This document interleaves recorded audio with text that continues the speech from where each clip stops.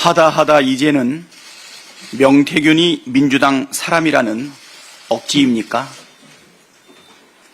어제 국회는 본회의를 열어 명태균 특검법을 압도적 찬성으로 가결했습니다.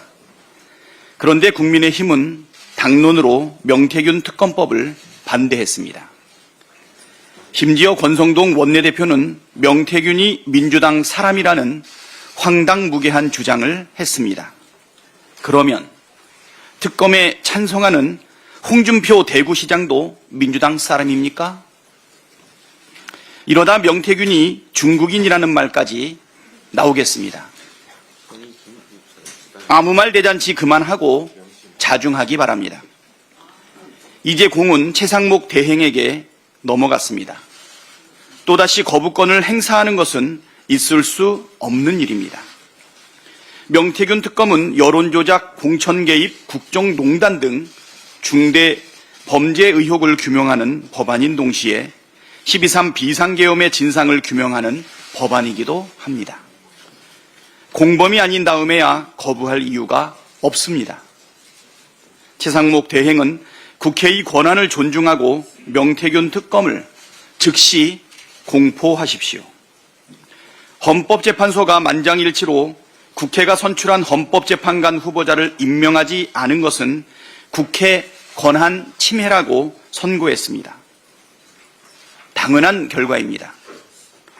헌법재판관 9명 중 3명은 대통령이, 3명은 대법원장이, 3명은 국회에서 선출하도록 한 것은 삼권 분립 정신에 기초한 것입니다. 대통령이나 대통령 권한대행은 국회에서 선출한 헌법재판관을 임명하지 않을 권한이 없습니다. 그 당연한 상식을 헌재가 다시 확인해 준 것입니다. 그런데도 최상목 대행은 마흔역 재판관 임명을 바로 하기는커녕 정무적 판단이 필요하다는 기상천외한 망언을 했습니다.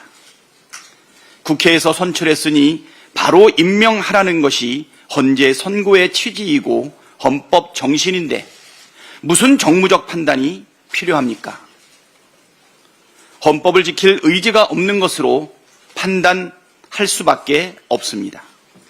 최상목 대행은 마치 자신이 헌법 위에 군림하는 특별한 존재가 된 것처럼 행동하는데 어서 착각에서 깨어나십시오. 이런다고 내란 수습을 방해한 책임을 피하지는 못할 것입니다. 헌법재판관 임명을 선별 거부함으로써 헌재의 온전한 구성을 막고 경호처의 윤석열 체포영장 집행 방해 행위를 수수방관하지 않았습니까?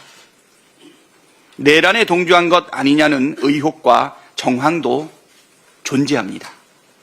재판관 임명 여부와 무관하게 그 책임을 반드시 져야 할 것입니다.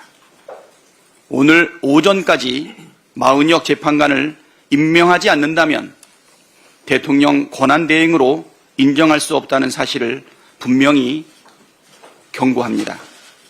오전 중에 꼭 임명하시고 오후에 국회에 오셔서 국정협의체에 임하셔야 하지 않겠습니까?